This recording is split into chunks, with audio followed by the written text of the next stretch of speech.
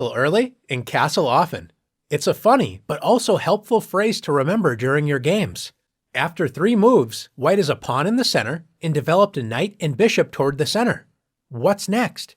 It's never too early to make sure your king is safe, so a great move for white is to castle. Remember, this is the one time you can move 2 pieces at once. You move your king 2 squares, and then the rook moves next to your king, like this. Think of castling as building a house for your king. The king finds shelter behind 3 loyal pawns. So it isn't easy for your opponent to tear down your defenses. The other great thing about castling is it answers a question you might be wondering. How do I bring my rooks into the game? Castling allows your rook to move toward the center, where it can enter the action. If you were black in this position, what would your plan be? Castle early and castle often. How can black prepare castling? That's right. Let's move our knight into the action and control the center with knight f6. Preparing to castle and threatening white's pawn on e4. After white protects the e4 pawn with a move such as d3, the house has been built for black's king. Let's move it in with castling. Both sides have safe kings thanks to castling, and each of the rooks used for castling are excited to enter the game in the center. Is castling really that important?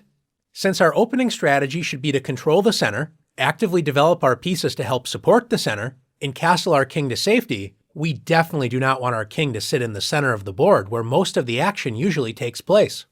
In this position, white is castled, but black's king is sitting on a central file which is wide open. With white to move, we can see our rook enter the action with rook e1 check.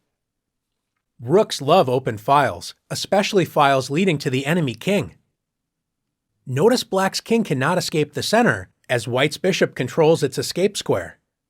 Black could block the check with the bishop, but white would simply capture that bishop, and once again black's king would be in check. Black's only other move is queen e7, blocking the check, but now black's queen is in danger. Since white has 2 attackers, the bishop and rook, and black only has 1 defender of the queen, the king, white can play rook takes e7 check, winning black's queen and checking black's king. Notice black's king cannot capture the rook, as then black's king would be in check. Black would love to castle the king to safety, but since you can't castle out of check, black has to settle for a move such as king d8. Notice black's rooks are not connected, so they cannot work together, and black is down an entire queen. Now that we learned how much rooks love castling as they can enter the action in the center, would you believe white has an even stronger way to take advantage of black's exposed king? Instead of winning the queen with the awesome rook check, we can actually checkmate black's king in the center of the board. How is this possible? Our path to victory begins with delivering a check with our most powerful piece, queen to e2 check.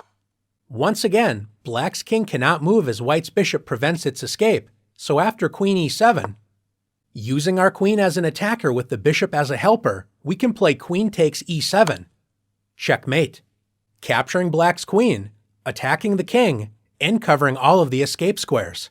The bishop is the helper piece because it protects white's queen, meaning that black cannot capture the queen, so the game is over. Let's look at one last example together. Sometimes we do our best to castle early, and it just doesn't work out as planned. Don't worry, it happens to all of us. The most important thing is not to dwell on the past, but focus on what you can do now and build a better future. White is down a pawn, and black is threatening to capture our rook on h1. To make matters worse, our king is still in the center, and black's rook that was used for castling is lined up with our king. Not a good sign. What is white to do? How can we move our king to safety and protect our rook on h1 at the same time?